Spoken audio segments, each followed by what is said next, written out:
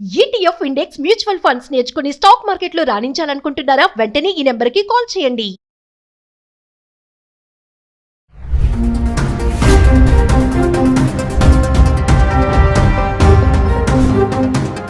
మొట్టమొదట మీరు మాట్లాడమని అడిగింది ఏంటంటే లేటెస్ట్ అమెరికన్ అప్డేట్స్ ఏంటి, ప్రస్తుతం ఎలా ఉంది పరిస్థితి ఇక్కడ.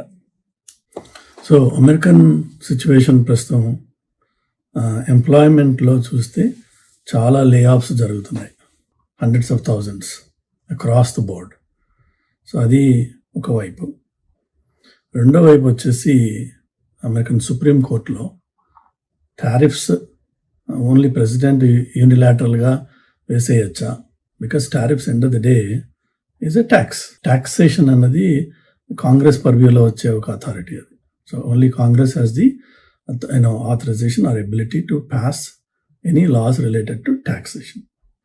బట్ టారిఫ్ గురించి రకరకాలుగా చెప్పేవాళ్ళు దాన్ని అది ట్యాక్స్ అని ఒకటి అంటాడు, కాదని ఇంకొకటి అంటాడు. But end the day it indirectly taxes the American public. ప్రస్తుతం సుప్రీంకోర్టులో దాని హియరింగ్ అయిపోయింది. మోస్ట్ లైక్లీ అది రివర్స్ అవుతుంది. అంటే ప్రాబబ్లీ ఇంతకుముందు కలెక్ట్ చేసిన టారిఫ్స్ని రిఫండ్ ఇవ్వక్కర్లేదు, బికాజ్ ఇచ్చినట్టయితే అదో పెద్ద అవసరం వస్తే అదో పెద్ద మెస్ అవుతుంది. కాబట్టి దాన్ని ఉంచేసి going forward these tariffs should be nullified and president should get Congress approval అని చెప్పి అడిగే అవకాశం ఉంది. ఒకవేళ అలా అని కాంగ్రెస్కి వెళ్ళినట్టయితే అది అక్కడ కాంగ్రెస్లో ఆ బిల్లు పాస్ కాదు. సో అది ప్రస్తుతం ఒక ఇండికేషన్. త్వరలో అది జడ్జిమెంట్ బయటకు వచ్చినట్టయితే దానివల్ల కొంత కేయాస్ ఉంటుంది, కొంత ఓరట ఉంటుంది, కొంత ఎకనామిక్ రిలీఫ్ ఉంటుంది, కొంత ఎకనామిక్ సర్టెనిటీ ఉంటుంది అనమాట. ప్రస్తుతం ఇక్కడ ఫెడరల్ బ్యాంక్ ఏదైతే ఇంట్రెస్ట్ రేట్స్ సెట్ చేస్తుందో ఈవెన్ దే ఆర్ అన్అవేర్. వాళ్ళకి కూడా ఏం అర్థం కావట్లేదు ఏం చేయాలి దీంతో. ఎందుకంటే ప్రస్తుతం ఉన్న గవర్నెన్స్ గవర్నమెంట్లో అగమ్య గోచరమైన పరిస్థితి అనమాట. I think by the end of these holidays come January కొంత స్టెబిలిటీ వచ్చే అవకాశం ఉంది. అలానే మెల్లిగా పవర్ ఈక్వేషన్స్ మారుతున్నాయి. కొత్తగా ఎక్కడైతే ఎలక్షన్స్ అవుతున్నాయో అన్ని చోట్ల కూడా డెమోక్రాట్స్ ఆయా సీట్స్ని స్వీప్ చేస్తున్నారు. అసలు అన్ఎక్స్పెక్టెడ్ ప్లేసెస్లో కూడా డెమోక్రాట్స్ విన్ అవుతున్నారు. దానివల్ల జరిగేది ఏంటి, రిపబ్లికన్స్ కొద్దిగా బ్యాక్ ఆఫ్ అయ్యే అవకాశాలు ఉన్నాయి. దాంతో కొద్దిగా ఈ ఎక్స్ట్రీమ్ స్టెప్స్ ఏవైతే ఉన్నాయో ఇమిగ్రేషన్లో కానీ లేక ఈ టాక్సేషన్లో కానీ ఇంటర్నేషనల్ రిలేషన్షిప్స్లో కానీ కొంత తేడా వస్తుంది త్వరలో. బట్ ఆ త్వరలో అంటే అర్థం నెక్స్ట్ ఇయర్ ఆఫ్టర్ జనవరి మోస్ట్ లైక్లీ. అయితే అవన్నీ దేశ కాలమాన పరిస్థితి అనేటైతే మీ ప్రేక్షకులు వాళ్ళకి ఉన్న ఇంట్రెస్ట్ ఏంటి ఈ టాపిక్లో అని చూసినట్టయితే ఈ H1Bలు ఏమవుతున్నాయి, నెంబర్ 1. నెంబర్ 2, ఉద్యోగాలు ఉంటాయా పోతాయా. నెంబర్ 3, అమెరికాకు వచ్చి ఇంకా ఇక్కడ చదువుకోవాలా, చదువుకున్న తర్వాత ఉద్యోగం వస్తుందా. ఈ FPT తీసేశారు కదా, తీసేసినప్పుడు మరి దానివల్ల జరిగే ఎఫెక్ట్ ఏంటి అంటే కాలేజీలో మాస్టర్స్ కంప్లీట్ అవ్వగానే ఉద్యోగం రెడీగా ఉండాలి, లేదంటే వాళ్ళు వెళ్ళిపోవాలి ఇంటికి. సో ఈ ప్రగాఢమైన ప్రశ్నలు ఉన్నాయి.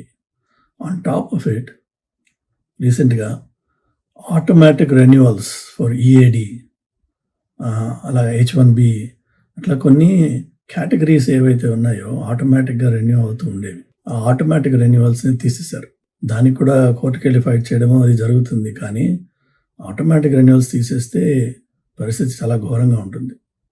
ఎందుకంటే జనరల్గా ఇక్కడ ఏదైనా ఒక ఎంప్లాయ్మెంట్ ఆథరైజేషన్ మీద వర్క్ చేసేవాళ్ళు చాలామంది ఉంటారు, టెన్స్ ఆఫ్ థౌజండ్స్లో ఉంటారు. ఎవరెవరైతే గ్రీన్ కార్డ్ ప్రాసెస్ మొదలుపెట్టి దానికోసం వెయిట్ చేస్తున్నారో, లేక ఈ పెళ్ళిళ్ళ ద్వారా EADలు వచ్చిన వాళ్ళు ఉన్నారో, రకరకాల కేసెస్ ఉన్నాయి ఈ ఎంప్లాయ్మెంట్ ఆథరైజేషన్తో పనిచేసేవాళ్ళు. అలానే ఆటోమేటిక్గా H1 ఎక్స్టెన్షన్ అయ్యేవాళ్ళు కొంతమంది ఉన్నారు. ఎవరెవరికైతే గ్రీన్ కార్డ్ ప్రాసెస్ మొదలయ్యి I-130 అప్రూవల్ అయిపోయి ఆ తర్వాత 1 year దాటిన తర్వాత ఇంతకుముందు ఎక్స్టెన్షన్ ఆటోమేటిక్గా వచ్చేది. అట్లనే ఇంకొక రూల్ ఏముండేది అంటే ఈ ఎక్స్టెన్షన్ ఒకసారి అప్లికేషన్ ఫైల్ చేసిన తర్వాత నువ్వు కంటిన్యూ చేసేసుకో, నువ్వేమీ ఆపాల్సిన అవసరం లేదు, అది ఆటోమేటిక్గా వస్తుంది. It may take 6 months or 7 months, but there is no break. అని ఇంతకుముందు ఉండేది.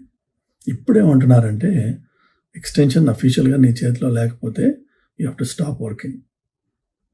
సో ఊహించండి, ఉద్యోగాల్లో ఉన్న వాళ్ళు ఈవెందో అన్ని కాగితాలు ఉండి అంత స్టేటస్ ఉన్నా వాళ్ళు they cannot be employed. Employers వాళ్ళకి పే చేయకూడదు అఫీషియల్గా. అండ్ ఏ పెద్ద ఎంప్లాయర్ కూడా అది రిస్క్ తీసుకుని వాళ్ళని పేరోల్లో ఉంచరు. ఎందుకంటే ఇక్కడ ఎంప్లాయ్మెంట్ వెరిఫికేషన్ జరిగిన తర్వాతనే అన్నీ అవుతాయి. సో ఈ పరిస్థితులు ఎవరెవరికైతే ఇంపాక్ట్ అవుతాయో వాళ్ళకి చాలా ఇబ్బందికరమైన పరిస్థితి ఇప్పుడు. సరే, ఇమిగ్రేషన్ రైట్స్ నడుస్తూనే ఉన్నాయి, అది ఒక చండాలమైన సిచ్యువేషన్. ఓవరాల్గా immigrants as a whole, Indians అనే కాదు, ఇమ్మిగ్రెంట్స్ ఎవరికి కూడా ఇది మంచి టైం కాదు. అది పాపం ముందు మన వాళ్ళందరూ ఏమనుకున్నారంటే ఈ కొత్త గవర్నమెంట్ రాకముందు హిస్పానిక్స్ కానీ మన ఇండియన్స్ కానీ మన వాళ్ళైతే పూజలను హోమాలు చేసి మరీ ఈయన కోసం వ్రతాలు పెట్టి పూజలు చేసి ఓట్లు వేశారు. అలానే హిస్పానిక్స్ కూడా అంతే చేశారు. యాక్చువల్గా వాళ్ళు ఈయన ఇమిగ్రేషన్ క్లీన్ చేస్తాడని చెప్పి చాలా చాలా చాలా ట్రస్ట్ చేశారు. కానీ జనరల్గా ఇది నేను 25 ఏళ్ళ నుంచి చూసిన, అప్పట్లో మేబీ కొత్తలో వచ్చినప్పుడు కొంతమందిని రిసీవ్ చేసుకోవడానికి వెళ్ళాను ఎయిర్పోర్ట్స్కి 2-3 సార్లు. అప్పుడు చూసేవాడిని అనమాట. ఆల్రెడీ ఇక్కడికి వచ్చి సెటిల్ అయిపోయిన వాళ్ళు ఎవరైతే ఉంటారో, వారు ఇక్కడ మేబీ 2 or 3 years ఉన్నవాళ్ళు ఉన్నారు. కొత్తవాడు రాగానే ఒక రకమైన ఈర్ష్య, ఒక రకమైన చిన్న చూపు, అరే వీడు కూడా వచ్చేసాడు రా, అది అంటే లోపల ఉక్రోషం ఉంటుందేమో మరి న్యాచురల్గానే అందరికీ. అది మన వాళ్ళు చూపించేవాళ్ళు ప్రాబబ్లీ మొన్న ఎలక్షన్ ముందు కనిపించింది ఏంటంటే హిస్పానిక్స్ కూడా అదే చూపిస్తారని చెప్పి. ఎందుకంటే వాడు Venezuelans are Cubans for Trump అని చెప్పి, ఇంకొకడు ఫర్ ట్రంప్ అని, హిస్పానిక్స్ ఫర్ ట్రంప్ అని, ఇట్లా ఈవెందో వాళ్ళ మెజారిటీ ఇమిగ్రేషన్ అయినా ఇలీగల్ ఇమిగ్రెంట్స్ ఎవరైతే ఉన్నారో ఆ కమ్యూనిటీస్ నుంచి వస్తారు. అయినా వాళ్ళు ఈ పాలసీస్కి ఓట్ చేశారు. Come the new government, now they are realizing, అరే దెబ్బ కొట్టేసిందిరా, మంచివాడు చెడువాడు అనే ప్రసక్తి లేకుండా, పిల్ల పాప అనే ప్రసక్తి లేకుండా దాన్ని తీసి పారేస్తున్నారు. సో అది మన వాళ్ళు కూడా అదే కోరుకున్నారు. అదే కోరుకుని పూజలు చేసి, జపాలు చేసి, హోమాలు చేసి, గుళ్ళు కట్టి కొత్త గవర్నమెంట్ కోసం మన వాళ్ళు పరితపించారు. సో ఇందులో మన భాగస్వామ్యత్వం ఉంది. ఇందులో ఈ ప్రస్తుతం జరుగుతున్న పెంటకి మనం కూడా కాంట్రిబ్యూట్ చేసాం. సో ఇప్పుడు ఎవరెవరైతే ఇండియన్స్ ఇక్కడ ఉన్నారో ఓటు హక్కు ఉన్న వాళ్ళు ఆశ్చర్యపోవాల్సిన అవసరం లేదు. ప్రతిసారి జనరల్గా మన హ్యూమన్ బీయింగ్స్లో ఉండే టెండెన్సీ ఏంటంటే ఎక్కడైనా తగలబడిపోతుంటే మన ఇల్లు కాదు కదా అనే యాటిట్యూడ్స్ ఉంటాయి. అది మన ఇంటికి వచ్చినప్పుడు తెలుస్తుంది బాధ ఏంటన్నది. నెవర్దలెస్ ఇప్పుడున్న పరిస్థితి ఇమిగ్రెంట్స్కి హైలీ అన్ఫేవరబుల్. ఇప్పటికీ నేను చూస్తూ ఉంటాను ఈ యూట్యూబ్లో, అది ఎంత నాలెడ్జ్ ఉంటుందో వాళ్ళకి ఏమో తెలియదు, కానీ EB2, EB3 ప్రయారిటీ డేట్స్ తెగ మూవ్ అయిపోయినాయట. ఇండియన్స్కి శుభవార్త.